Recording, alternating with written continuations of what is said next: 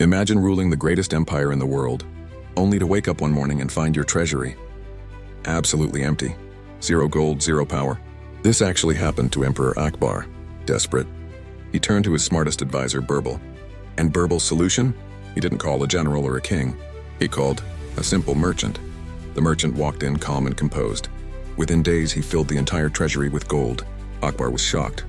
He asked, "How did you get so much money so quickly?" The merchant smiled and said, "Simple, Your Majesty. I am a master at avoiding taxes. While others save a coin, I save a fortune." Akbar was furious. "You are a cheat," he roared. "I will not execute you, but I will humiliate you." His punishment? The wealthy merchant was stripped of his title and ordered to clean the royal stables, to shovel horse dung for the rest of his life.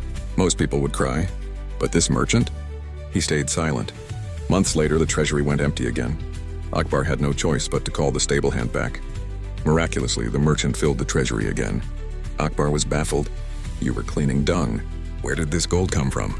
The merchant replied, "The stables, Your Majesty, are where your ministers meet secretly. I overheard their corruption, their secrets, and their scandals. I simply told them, 'Pay me or I tell the king.' They paid instantly."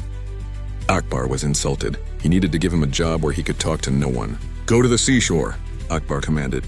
"Your job is to count the waves and the ships. Just count. Nothing else." 6 months passed. The kingdom went broke again. Defeated, Akbar called the ship counter. And for the third time, the merchant brought chests full of gold. Akbar fell silent. "You were alone by the sea. Who did you blackmail now?" The merchant smiled. "I didn't blackmail anyone. I watched the ships.